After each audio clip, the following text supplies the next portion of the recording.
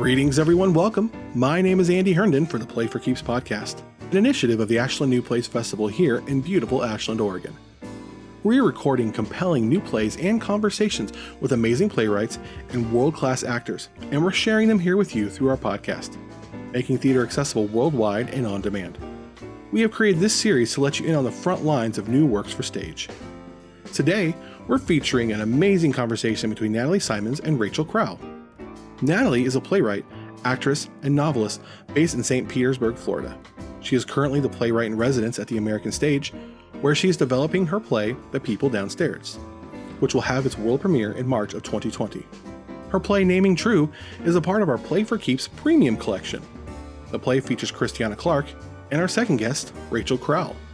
Rachel is an actress, musician, photographer, designer, and storyteller currently located in Ashland, Oregon, where she is in her second season as a part of the acting company of the Oregon Shakespeare Festival, where she is currently captivating audiences as Duke Sr. in As You Like It, and performing an array of characters in Between Two Knees. Please stay tuned at the end of this conversation for a very special announcement regarding next week's show. Now, without any further ado, a conversation between Rachel Crowl and Natalie Symons.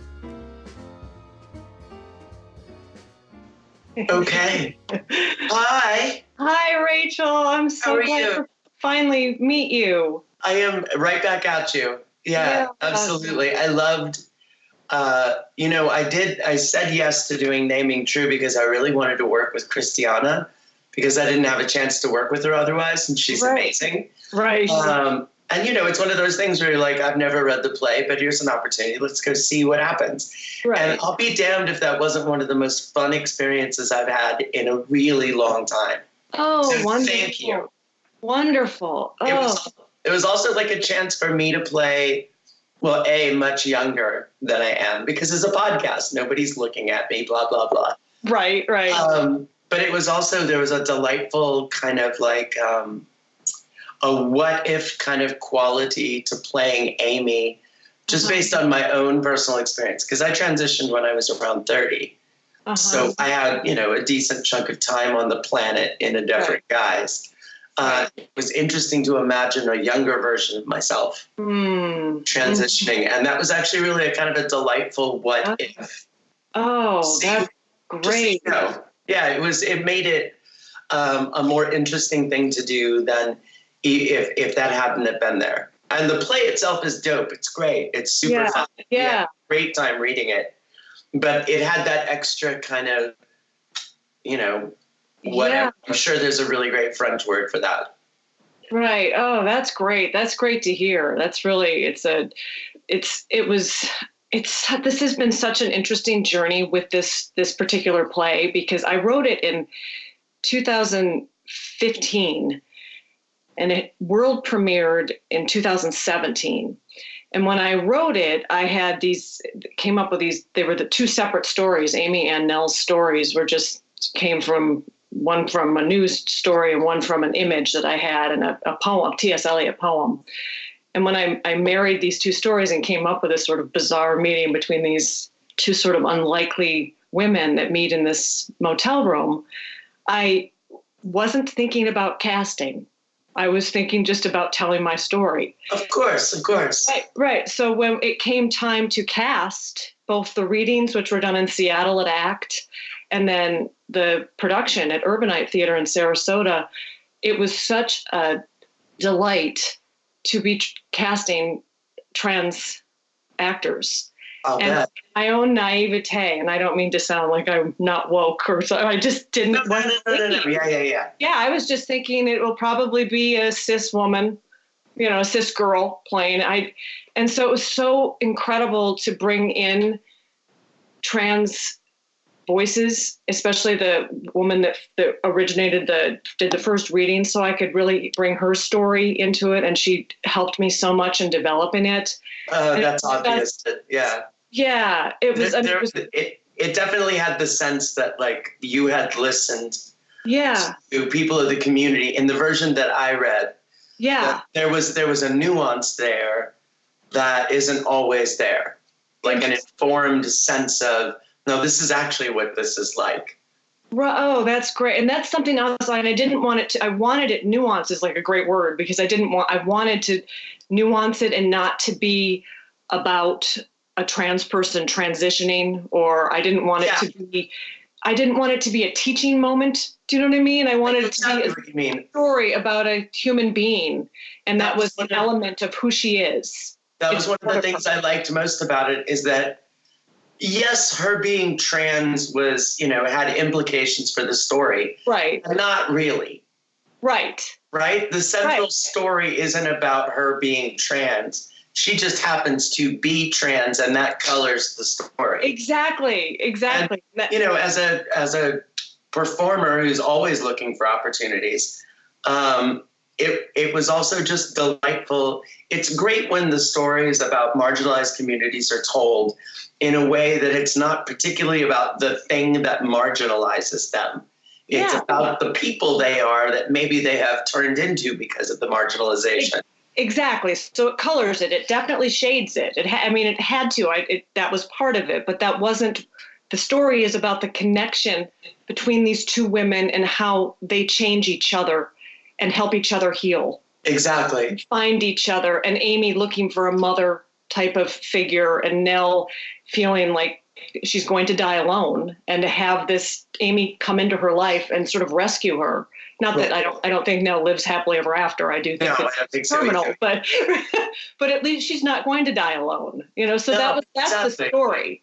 And that's sort of a nugget of what it was. And I didn't want it to be about an African American woman and a trans woman and make it about that, because I'm a white cis woman. That's not my story to tell. I wanted to tell the story about these two women finding each other and healing each other. Yeah.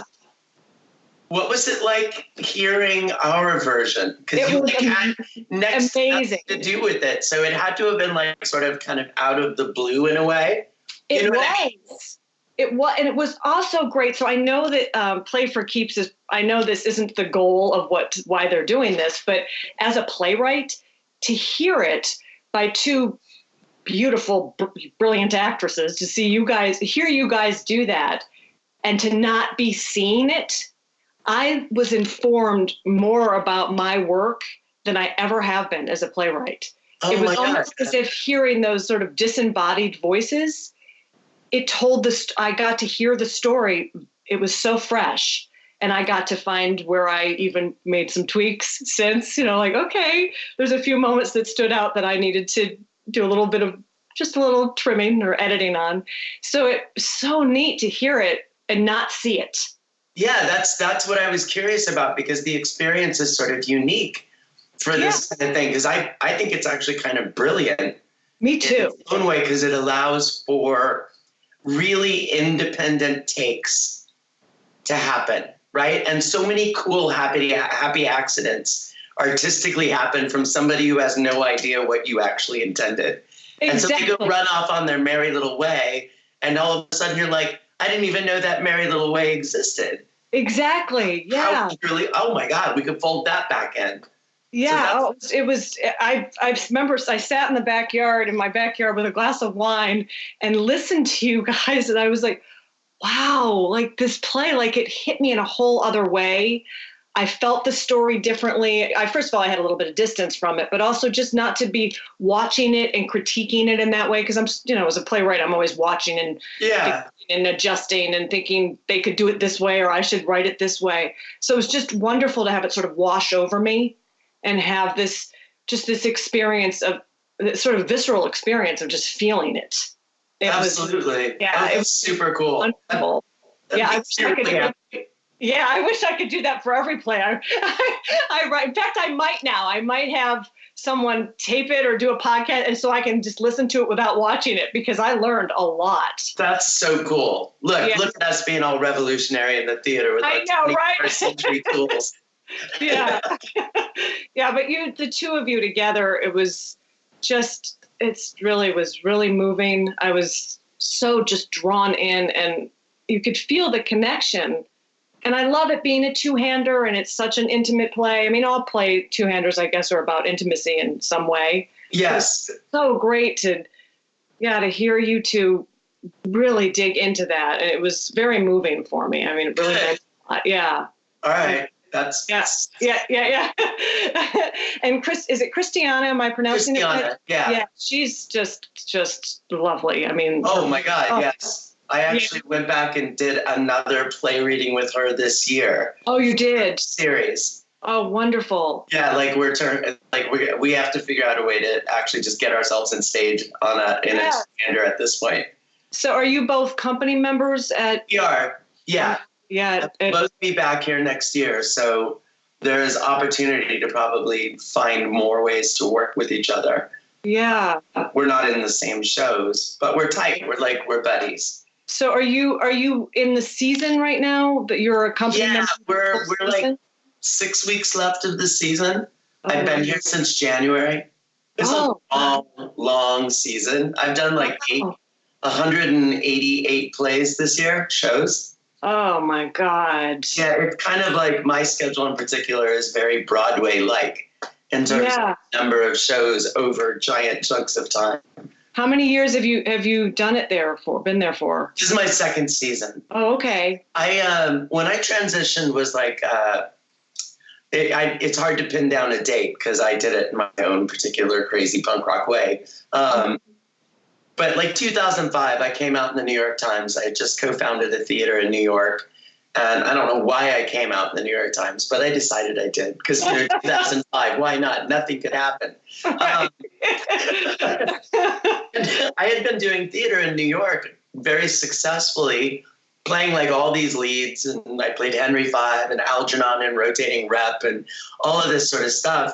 And then, when I transitioned, I realized a couple of things, which was one, the only roles that anybody was going to like look at me for was like Dead Body the Cops made a joke about or Live Body the Cops made a joke about. Right, that's good. Yep. Yeah, but whatever happens, they were going to make a joke about me. And I realized, and this gets to this sort of larger argument of representation in performance that we're having, not just trans people, but like we need more Asian stories, we need more Asian American, that all of that sort of thing. Right. Is I realized that I had no time on the planet as a lived experience as a woman. And I didn't go to school for acting, so it's all utterly just instinctual. I just do it. Mm-hmm. And I realized that I would be basically doing like an extra layer of acting on top of anything I was doing to get there because I just didn't have enough. It wasn't in my body. My sense of the world, it wasn't quite there. I still had a lot of, hangovers of male socialization and privilege and all of that sort of shit. Right. And so I retired. I quit acting. Wow, for how long? 13 years. Oh my goodness. I just started back up in 2016. Oh my God, wow. Yeah, my wife got a job at Lawrence University in Wisconsin as a professor of gender studies. Mm-hmm. And I moved out with her shortly thereafter, got a job in the communications department because my day jobs have always been like building websites, taking photos, editing things, 3D animation, visual effects. Like I've always been like a pixel pusher designer. Mm-hmm. And so I did that for like a long time. And then out of nowhere, I got a lead in an independent film in 2016 and realized that the world had changed drastically. So I just quit my job, moved to LA, and I've only been back at acting for 3 years. And you're at Oregon Shakes. Nice. Yeah, like I immediately landed Oregon Shakespeare Festival. Nice. My trajectory is stupid. It's interesting. It's like, wee! Yeah. So yeah, I've gone from like tiny little role to I ended up stepping in and replacing an actor in one of the best productions of Henry V the world has ever seen, playing Pistol.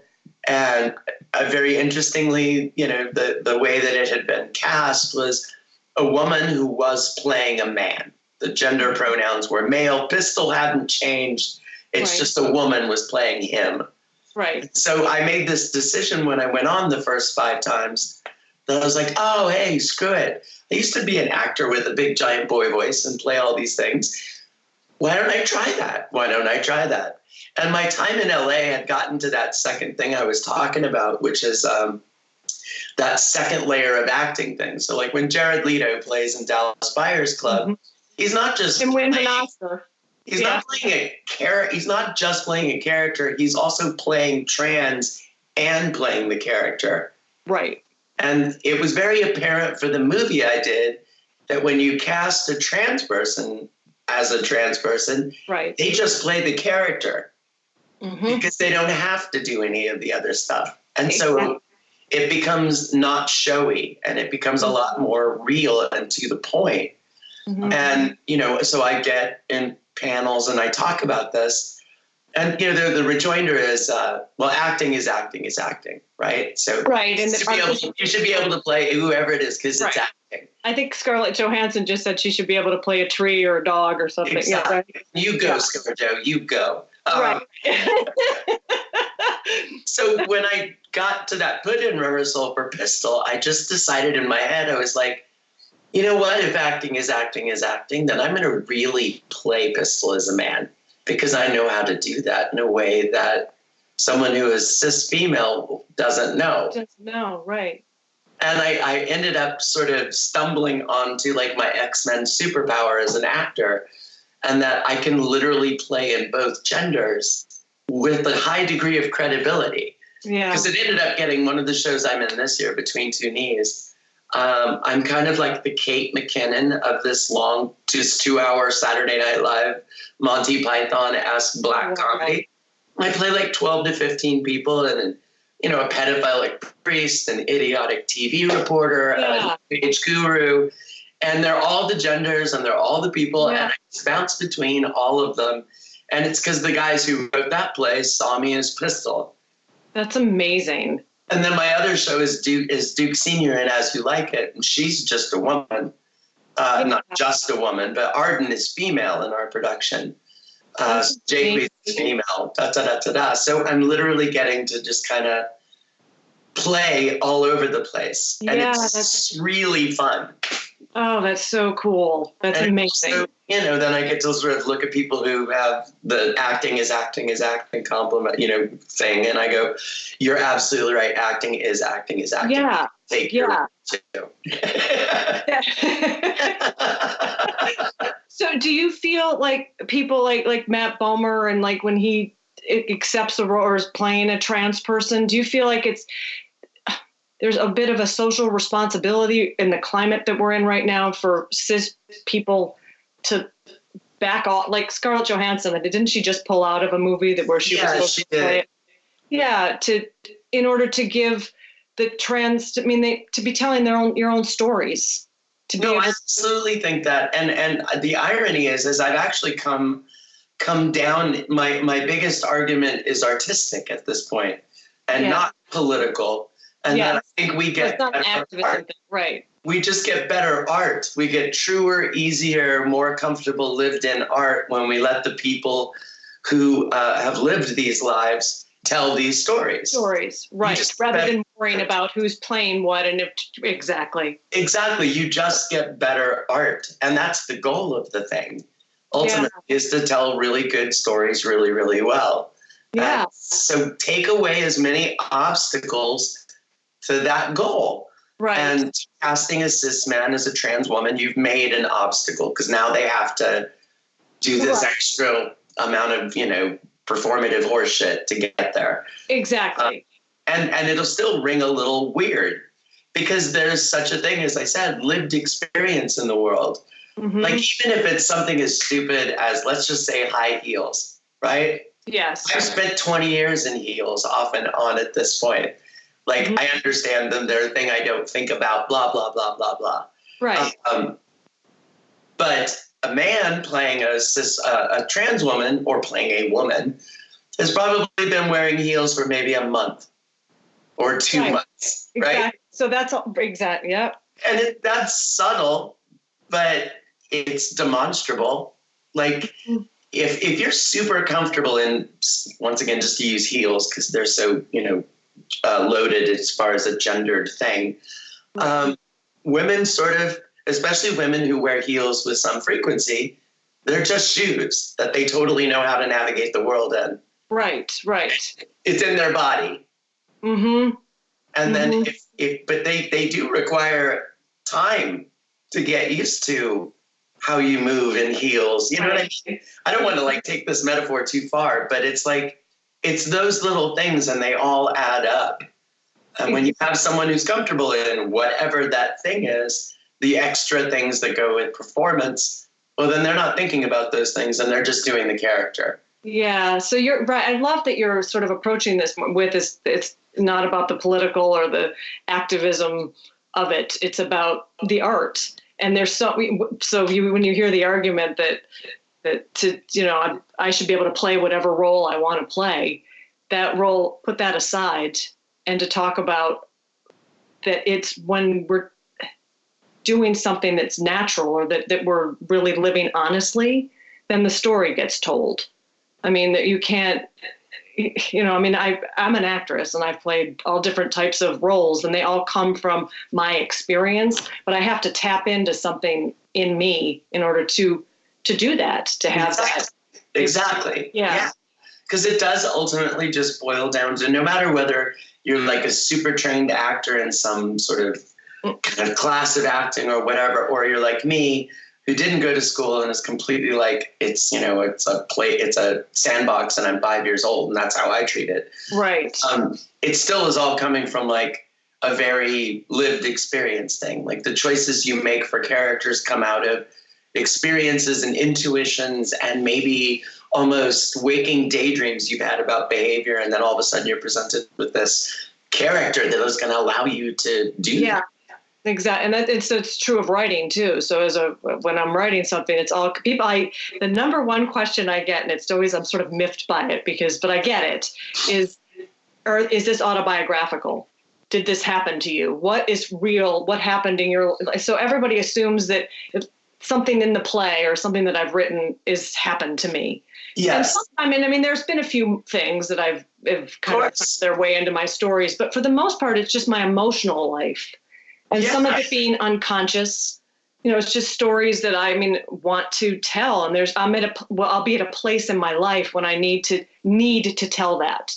And when I wrote Amy and True, I needed to tell, that was a story I wanted to tell. Would I tell it now?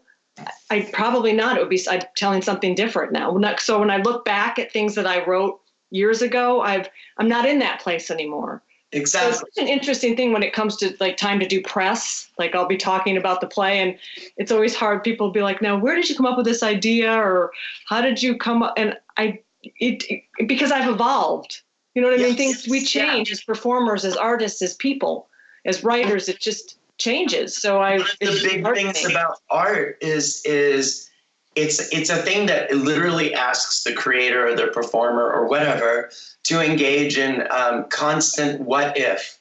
Mm-hmm. What if this happened to that? What would happen? What? Right. What if? Right. The power of that question drives so much of our storytelling, I think. Yes. More than this happened to me, so I must lay this down on the page. Exactly. Or I am extrapolating from a particular moment in my life and then playing what if. I think a lot of the really great art we've made just comes out of like, hey, what if? Right.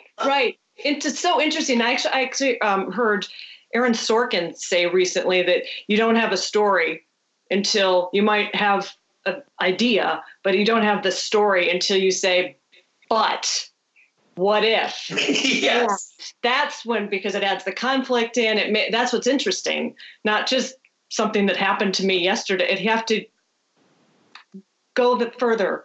Exactly. And so that's when I look back at Naming True, I just really don't where did these two people, they ended up in this room. I don't know where I came up. I have no idea where it came from. It was just something that I wanted. I knew I wanted to tell a story about two people that were healing each other and themselves in the process. That's all I can remember. Exactly. So how was the production received?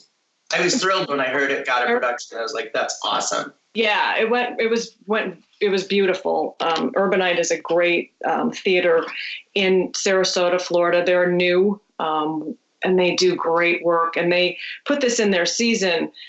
And I was thrilled because I'd been developing it in Seattle with a company there. And when this ended up in the season, it was a little bit quicker than I thought it would be. I thought I was going to have a little bit more time to sort of work out some kinks.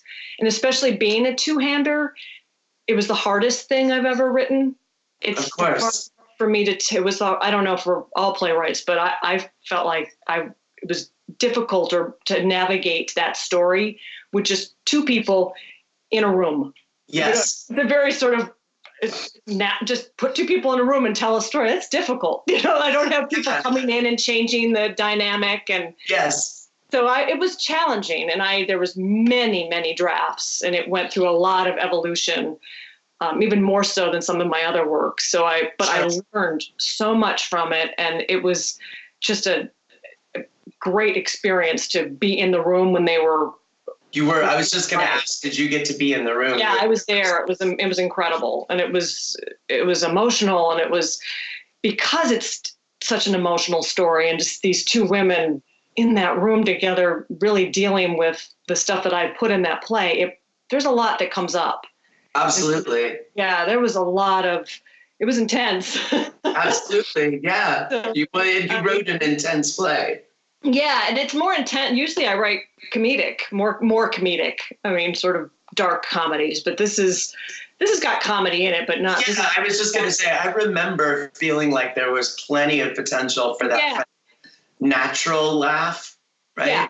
It's not a joke per se, but it's like a character trait that people are going to find funny, or a tick, or even just the language itself was constructed in a way that it had the rhythm and sounds of a joke. Yes, and I found that it really needed that, because there were times when the director and the artistic director at Urbanite had me pulling back a little bit on some of the humor, and I was resistant because I felt like it really needed that lightness in it, because otherwise it would turn into some sort of dirge. I didn't want it to be heavy and about death, and it's heavy. The show that this play that I'm doing right now, Between Two Knees, is written by the 1490 world premiere. Written by the 1491, some Native American YouTube sketch comedy artists who've blown up, and they're all delightful. Yeah. And the story is literally Native American experience from Wounded Knee 1890 to the Wounded Knee takeover in the early 70s. And it's all about all the shit that happened to Native folk that we never talk about. Okay. Right? Yeah. So like boarding schools and involvement in wars and just shitty treatment by the government. And it's a tragedy, right? Right. Except this is the most absurd Monty Python, ridiculous, dark, black comedy I've ever had a chance to do. And it's doing exactly that thing of using laughter as a way to end run around the trauma. To go, look, yes, trauma real, but absurd also. Let's play with the absurd. Right. Because it's true, all these like super tragic things that happen in the world, if you just click your perspective over a tiny bit, it's like, that is the most absurd thing I have ever seen human beings do. Yeah. Right? Absolutely. Yeah. I mean, everything in life, aren't we always sort of straddling pathos and tragedy? I mean, they pace out in comedy in that's just life. And I feel like if you don't tap into the light and the dark, then the stories don't ring as true, or they don't resonate, because it's being hammered over an audience's head, something that might be an issue, socially relevant, issue driven. And that type of theater exhausts me, and I often feel assaulted when I walk out. I'm like, oh my God.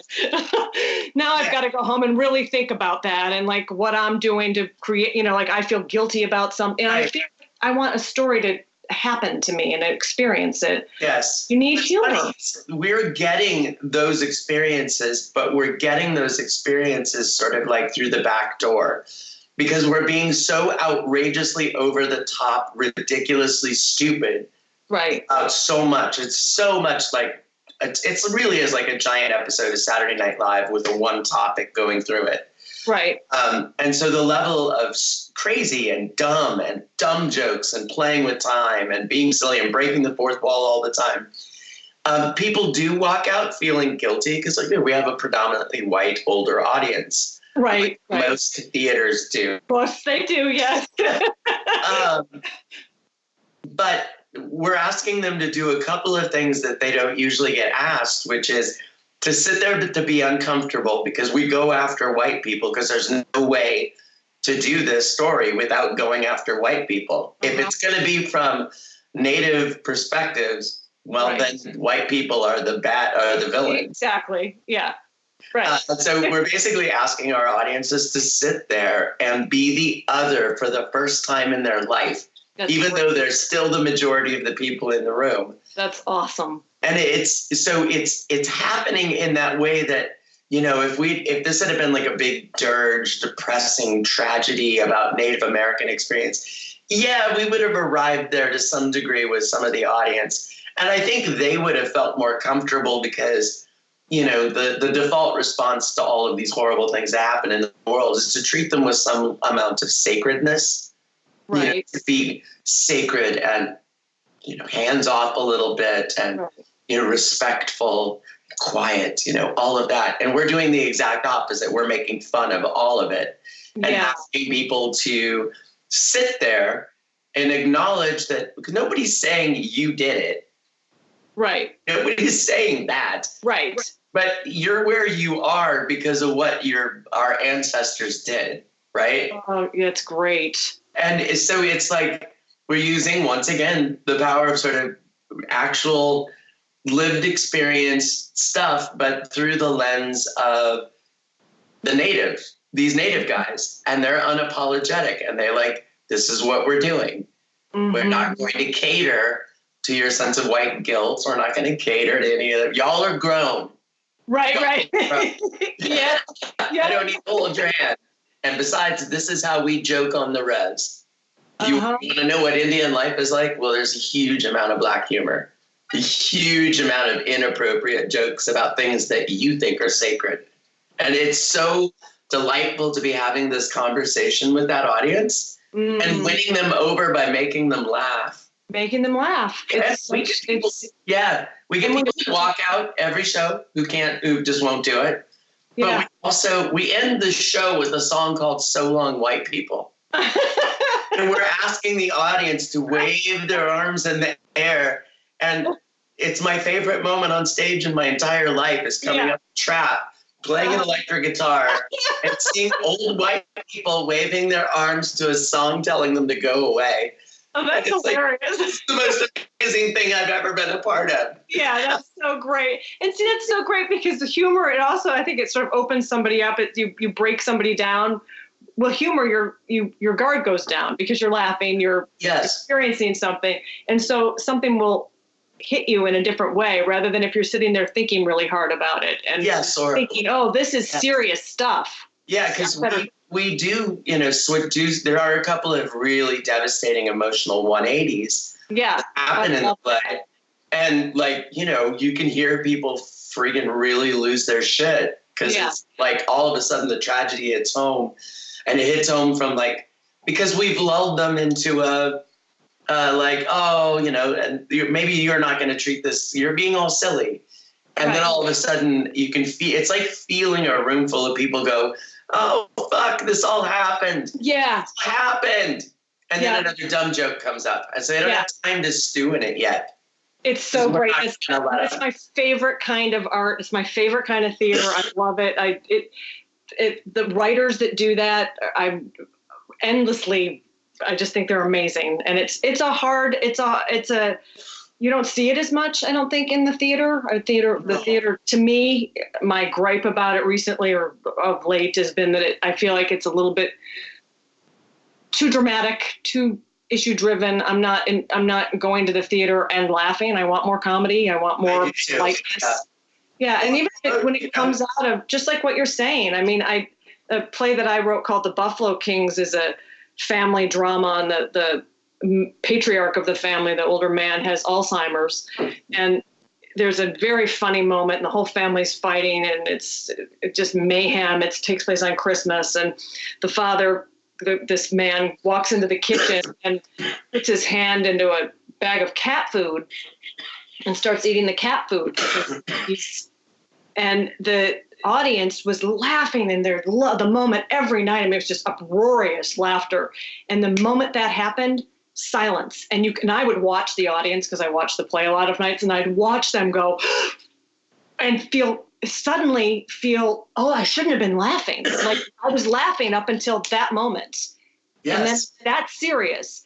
But it was funny when he did that.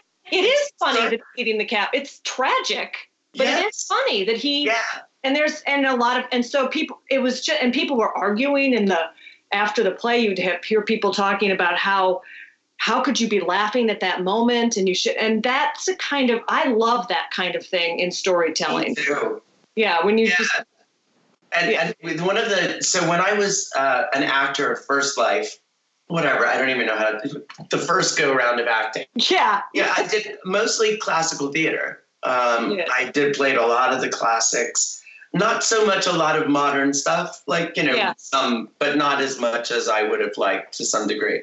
Although I will say the opportunity to be in a Genet play is something I'm grateful for to the end of my day. Yeah. To be able to play in some of those wonderful traditions that are historical to our craft.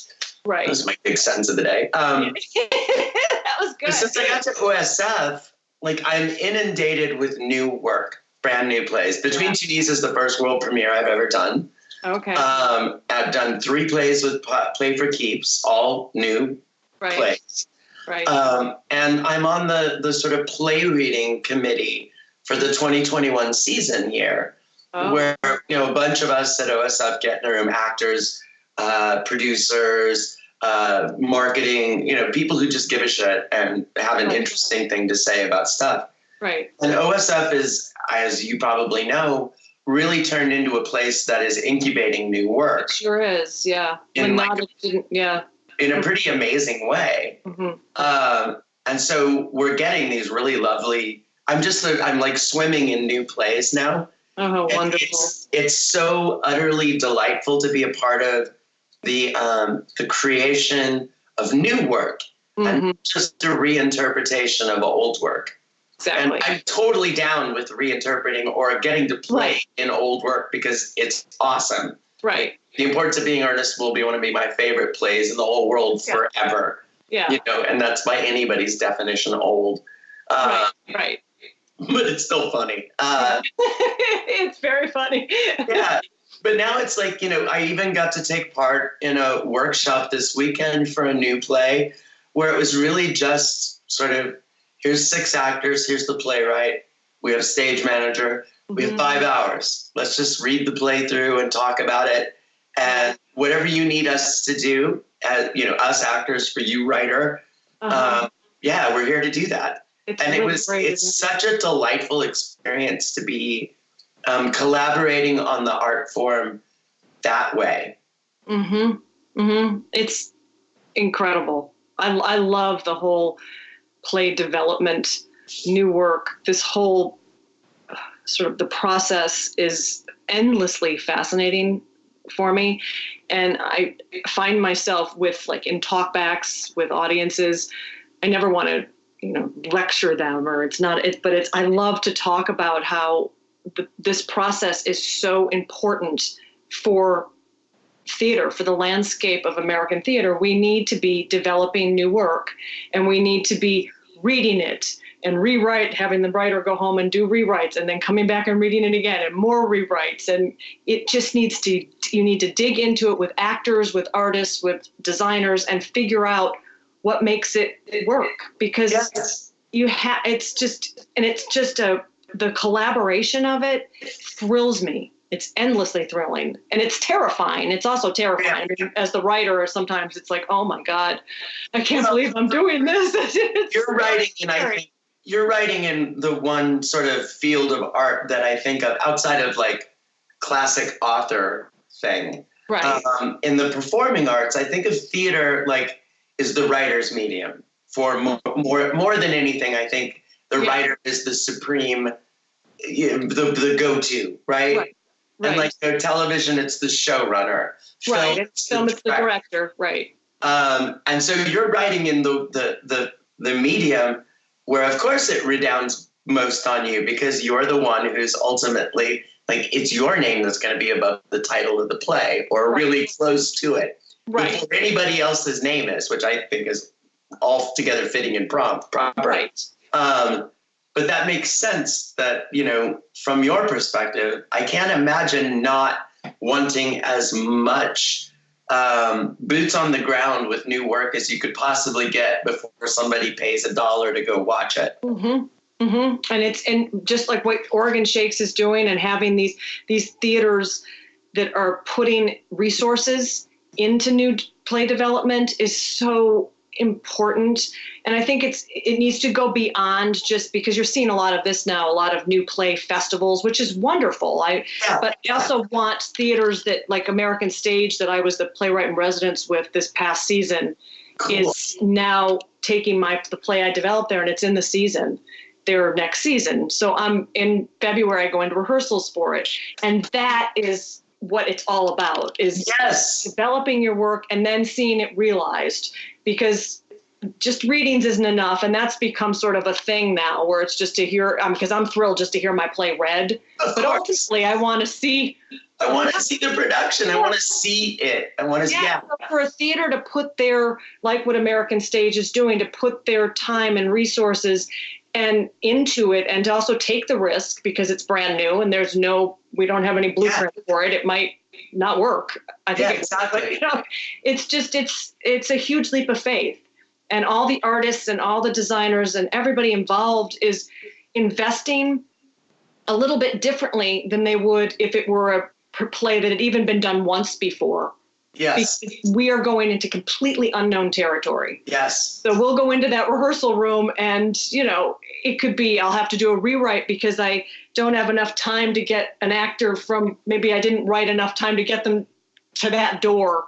Or yes, exactly. It doesn't quite work when I've heard it read 6 times, but now that it's on its feet, I'm like, it's kind of not, it's not, okay, we gotta work on that. You have to have your actors being really ready to take that jump with you. Okay, we're going to do this. We've got 3 weeks of rehearsal. Yeah. And then, so it's intense. And I'm so grateful for theaters like American Stage or what Oregon Shakes is doing to put their resources behind it and not just to keep doing this, churning out the same play.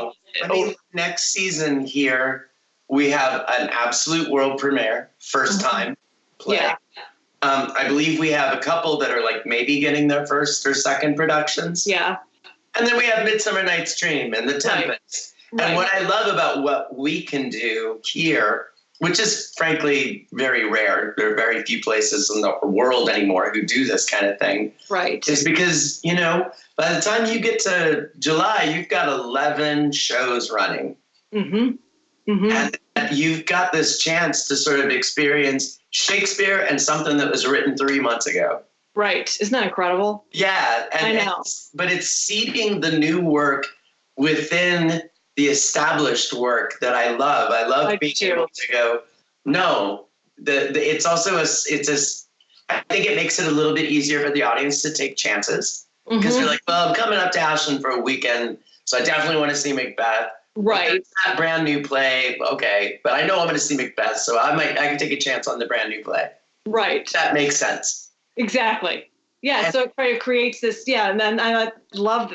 Just to put it with American Stage, they put 1 new play in this season, and that's just, it gives the audience something. It's also something exciting for them because they're like, oh, this has never been. We're the first ones to ever see this. Yeah, it's exciting. I mean, it is, and I think it's sort of.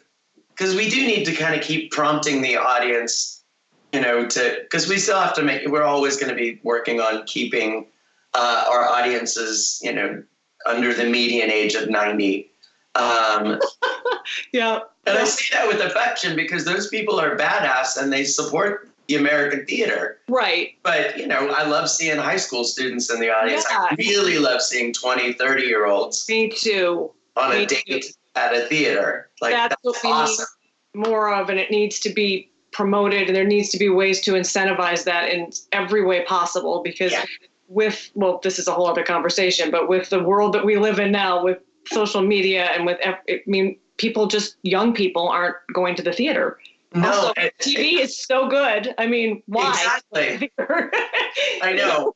But I also think that this is sort of there is a real chance for theater because it is it's like books, right? We've been predicting the demise of the written word book thing for 100 plus years at this point. Once radio came out, Thomas Edison was very famous. Like the book is on its way out.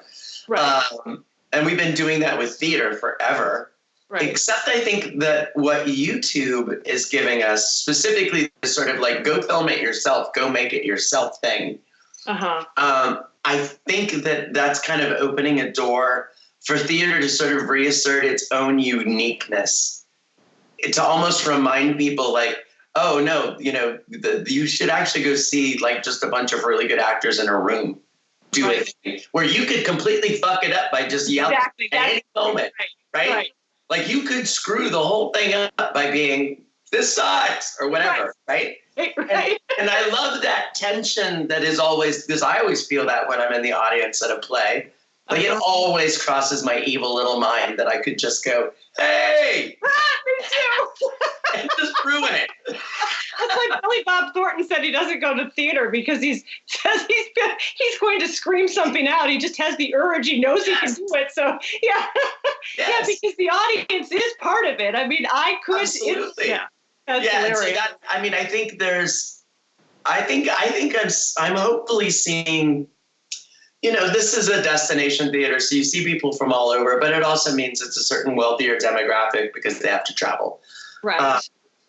But one of the things that's really amazing about being a theater as big as this place is the ability to really drop in and give massive exposure to high school and undergrads and middle school to a wide range of things. Because we get, obviously the school groups come to see As You Like It, but we also get a bunch of high schoolers seeing Between Two Knees. That's great. And my favorite thing, and what gives me hope, is that we're writing these new plays that are doing their own thing with theater. That's not like that. I think it's reasserting what theater can do. Because I know with Knees, one of my favorite things that I hear is high school students going afterwards, I want to find a way to see that again. I want to come see that again. And they can't because they don't have money and they're probably just bust in here from somewhere else. Right. But their urge was not like, yes, that was a very good Shakespeare thing. But their first thing they say to you is, man, I really got to find a way to see that again. I really want to see that again. I've never seen anything like that. That was fun. So exciting. And it's like when you're getting those responses from 17, 18-year-olds who are not theater kids, right? So the kids who got bussed in because it's their English class. Right. Exactly. And they're the ones going, wow, that was awesome. That was like going to stand-up comedy, but I couldn't really like heckle. I've heard all sorts of funny things like that. But it's like getting that, the more work that we can do that really sort of, and this I think gets all the way back to the representation thing. Like everybody just wants to see versions of themselves up there. They do. And Naming True, actually, when they did that at Urbanite, it was one of the most rewarding things for me was to see transgender kids were coming with their parents to see this play, and they would see it multiple times. And it was really moving for me because I never dreamed I wasn't thinking about that because you were thinking about telling this story. Yeah, I'm just telling the story. But to watch these trans kids come, and then that we would have once a week, there would be a talk back. Sure. Participate in most of them. I think I participated in, and to hear their just pure joy over being able to watch themselves. It was really one of the most moving things that I've ever been a part of in the theater. And I think, not just for trans, for trans people, but for anybody to see themselves. Well, like, it's so important for young people. Yeah, we have a number of Asian American acting company members here, and like watching them be so utterly stoked that Crazy Rich Asians was coming, and like organizing and getting other people to go to screenings and stuff because they were so, and I don't think of, it was instructive to me to realize that this representation thing is so much bigger than any one group. Yes. Yeah.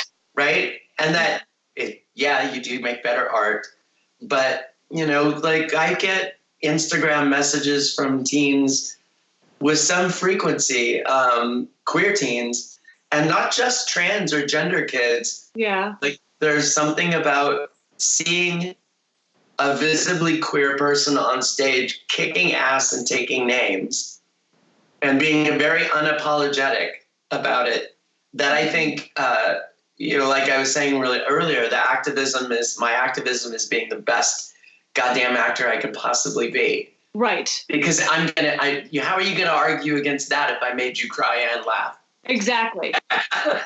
And I love that you're saying that, because I think the more we take out the political correctness of it, is like you can just put that all aside. If we just tell stories and tell them honestly, and it makes so much more sense to concentrate on the art. Oh, I could not agree more. Yeah. And so I think when we muddle it up with a lot of the talk of being politically correct. And I mean, one thing that I have trouble with is I feel like writing comedy, I've become a little bit, and not with Naming True, but with this play that I've recently written, I feel that I censored myself a bit at times and got a little tentative because I didn't want to offend. Yeah. I wanted to make sure that it would be okay, because I feel like I didn't want to say anything that was off color in any way, because originally the character in it was a bit of sort of an Archie Bunker type. And I thought I didn't want to go too far with it. So I was censoring myself, but I don't want to do that. I want to be able to just tell stories and be sensitive and and not be worried about what's politically correct, what's wrong, what's right and wrong. I think we're having a really big conversation in the artistic world, but actually in the C-suites and basically anywhere we get people who gather and make power. And We're having this really interesting discussion about comedy, what's funny. Yeah. What you can and can't say. I know. And what your attitude towards that is. Right. We have Me Too, obviously, which is hugely important and vastly overdue. But that is also there's a lot of, I think, good, well-meaning self-censorship going on all over the place, because we're trying to figure out what the new rules are. Right. And I think what we're starting to realize is the rules are very, very simple, and we're not used to that. And the rules are don't be a dick. Right. Right. Right. If you're going to do something controversial or something, then own it. Right. Own it and have a well thought out, your defense can't be, well, I thought it was funny. Like your defense should be something bigger than that. Like, no, I'm actually trying to. Right. Comes out of the character organically, and then you feel, it's just I'm just trying to kind of navigate that at this point in my career and where we are sort of as a culture right now. And it's something that's a challenge for me, and that because I really love writing comedic things. And these are dark comedies, so it's kind of real life situations. So that's why I'm, it's just been a learning curve. Gotcha. Yeah. I see we have 5 minutes left. So what is your 2020? Jesus, 2020. What does your next year have in store for you? February of 2020, we go into rehearsals for, it's called The People Downstairs at American Stage. And it's a 4 people in the play. And I've kind of been writing it over the last maybe year and a half and developing it. So I'm thrilled to be going. It's just been cast, and I'm so excited because I was involved in the cast of it, or Skyping in when they were doing the auditions. Yeah. And I'm just so excited to be in the rehearsal room again, because I haven't been since Naming True, and that was in 2017. So it's been a while. Yeah, I'm really, really excited, and it was received well in the readings, and it did. People seem to really, really love it. But it's that going into it. It's exciting and nerve-wracking. Yeah. Yeah. Yeah, and I'm going to be back here next year. I'm still blown away by it. I'm going to be playing Puck in Midsummer Night's Dream. Really? And that's like ridiculously awesome. It's awesome. Mind-boggling. Like I keep saying, my trajectory just still sort of makes me go, is this really happening? That's incredible. Congratulations. Thank you. And then I'll also be in The Tempest. So I actually get to do 2 Shakespeare shows I've always wanted to do. Right. And that's, I get to spend my year in 2 plays that have magic as an element. Oh my God. Almost like fantasy fairy tales. Like it's so me. I'm so excited. Oh, that's so.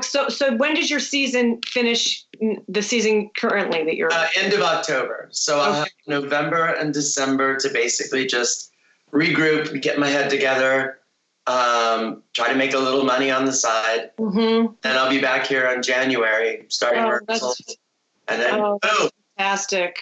Yeah. Can't wait to hear about it. Maybe I'll be there. I've never been to Oregon Shakespeare. Oh, you've got to come. Always wanted to, and it just has never happened. So well, if you do come, I will do my best to get you some tickets to things. Great. That would be as a thank you for naming True. Oh, thank you so much for being part of the Naming True, that podcast. That was just a delight. I can give you no higher praise than I would like to be in one of your plays. Thank you very much. I would be ecstatic. The actor is always looking for a job. Yes. This is so great to talk to you. Yeah, this was delightful. I'm really glad we did this. Yeah. Good luck with everything with finishing the season out, and best of luck with next season. And I will try to hear. You too. And I can't wait to hear about how, the news show goes for you. Yeah, pay attention. It's called The People Downstairs, and it's I'm excited, but Cool. Well, this was great. Have a wonderful vacation with the family. I hope that's a good thing. Yeah. We're not going to spill any family secrets here. Yeah, we'll get into the family stuff. Yeah. And I'm going to go do laundry because it's my day off. All right. Okay. Well, have a good rest of the day. Yeah, you too. Be well. All right. You too. Bye-bye. Bye.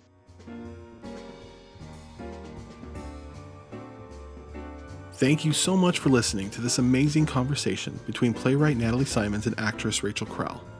Now, for that special announcement we were talking about at the top of the show. We want you to be sure to tune in next week, as we will be releasing in our free podcast, Naming True, written by Natalie Symons and starring Rachel Crowl, both of whom you just heard. This play is also starring the amazing Christiana Clark. You don't want to miss it. Also, before we go, we here at the Ashland New Plays Festival want to tell you how much we are looking forward to welcoming you to this year's annual Fall Festival, where we will feature our 4 winning plays this October 16th through the 20th. The Fall Festival is an amazing week of receptions and workshops, culminating in the reading of our 4 winning plays, performed by incredible actors, many from the Oregon Shakespeare Festival and Southern Oregon University's Theater Department. Tickets are now available at ashlandnewplays.org.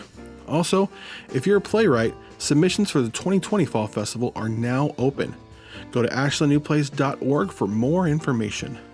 The Play4Keeps podcast is a production of the Ashland New Plays Festival here in Ashland, Oregon. It's directed by James Paliasotti. This episode was co-produced by Cara Quinn Lewis and me, Andy Herndon, with art direction by Cara Quinn Lewis and written content edited by Carol Florian. Special thanks to ANPF Artistic Director Kyle Hayden, Associate Artistic Director Jackie Apodaca, Fall Festival host playwright Beth Kander.